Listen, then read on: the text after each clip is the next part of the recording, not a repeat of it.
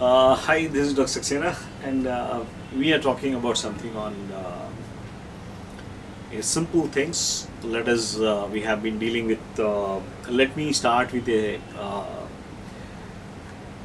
diet. We discussed about diet, and I just want to talk about something on thing, what is the milk. And here I'd like to go specifically only for the cow's milk. And it's basically cow's milk is a secretion of mammary secretion from the mammary glands of the cows, and health benefits of cow's milk are usually is beneficial for the prevention of osteoporosis, as the calcium in the milk is more easily absorbed than the other calcium supplements. We keep talking to almost all geriatricians, we keep talking with all the people who are post middle-aged people. We tell them, okay, take milk and all that. So what exactly, how we are trying to there are some things which all of us should know. What exactly is this cow's milk? And for this reason, to prevent them to go for osteoporosis, we advise them to go for the milk.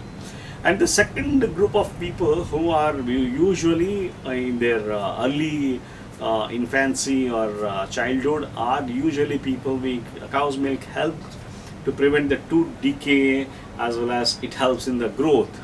That's the kind of thing. I'll be talking something on what exactly is the content of this cow's milk.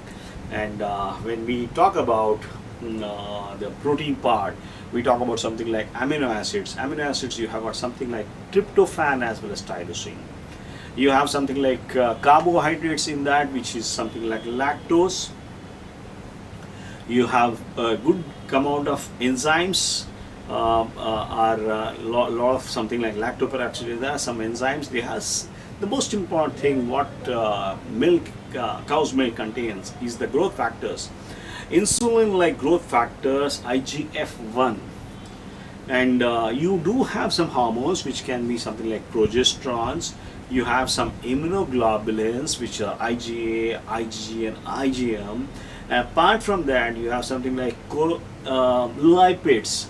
You have got abundant cholesterol, you have got butyric acid, you have got caproic acid, caprylic acid, lauric acid, myristolic acid. You name whatever things are there in the lipids. I'm trying to work on something like phosphatidylethylamine, stearic acid, linoleic acid. This milk has abundant of lipids, which are really sometimes we are good. And there are some other things also which are something like trans fats and all that, which are, yes, there are some nasty ones. I somewhere I believe something like margarine and all that also is found in that particular stuff. Apart from that, you have got some minerals. Calcium is in abundance. Calcium is in abundance. Apart from calcium, you have got something like phosphorus, you have got iron, you got sodium, you have got potassium, magnesium and iodine. You have some organic acid, something like uric acid. When you have something thing called proteins. Milk has got casein protein. Milk has got something like lactalbumin, lactoglobulin, bovine albumin, peptides, and all that. Casein is the abundant thing which is found in the cow's milk. Casein is, if I can give a measure, it is 1,000 times more than the lactalbumin and globulin what we have. Vitamins, yes, vitamins. There is a big role about vitamin A, vitamin D, and you have got vitamin B1, B complex, and vitamin C also in this particular thing. Apart from that, some usually we have something like carnitine also in this cow's milk. It is the casein which is responsible for the cow's milk. It's a homogenized milk. The biological content of this protein, biological value of this protein content in cow's milk is 91. Approximately 25% of this calcium content from the cow's milk is absorbed by the body. The remaining 75% is excreted prior to the absorption. Let us see what are the toxic effects of this particular thing called cow's milk. Uh, Things I have been talking about. When I started working on a thing called autism, I started working on. I used to tell no to casein, no to cow milk and all that. I used to do a lot of patients with ADHD, autism and all that, a lot of allergies and all that. And cow's milk was known to cause this food allergies to cow's milk. They used to have children used to have colic, they used to have constipation, they used to have rhinitis and all that. I had seen people having ear infections after the cow's milk also. So just by stopping that cow's milk, the things improved in all these patients. We have now reasons to say cow's milk has been linked to cardiovascular disease also. Cow's milk has, I told you about all those things, but I can always tell you the most important things first. Excess consumption of cow's milk increase the risk of ovarian cancer. Excess consumption of cow's milk increase the risk of prostate cancer. Guys, be careful about what you are taking as such. And I'll further go into one thing. Exposure of cow's milk during early infancy might trigger autoimmune process that leads to diabetes type 1 in the early age. So these are the things. I had lots of patients who had got something like dermatitis, eczema and all that. The moment we stop this milk, things become normal.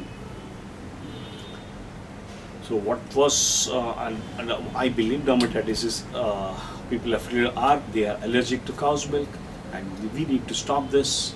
And these are the reasons what we are talking about.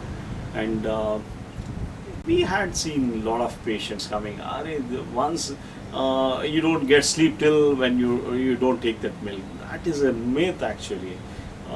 Cow's milk doesn't induce sleep, nor does it treat insomnia. Small amount of tryptophan is crowded out by the other more plentiful amino acids in the milk.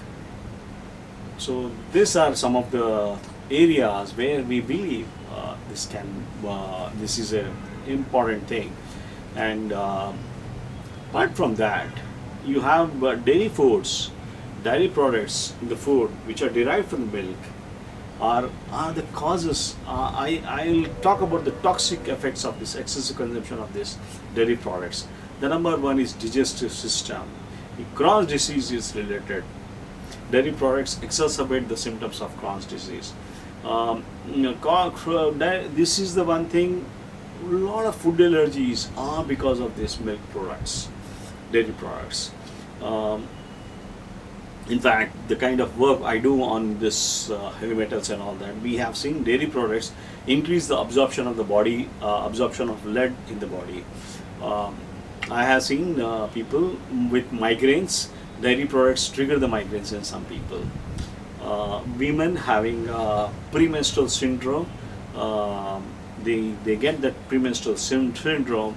If they cut down on the dairy products, things will get better. Lot of things. I think this is how we believe we need to go to this particular thing, and dairy products. And if we can cut down on this kind of milk and dairy products, most of the allergies, your problems with some nagging problems, migraines, you have cancer, I certainly tell not to go with this kind of products and all that. And you can see your health is improved, and that's the major kind of thing which should make you go for trying to become a vegan. Thank you.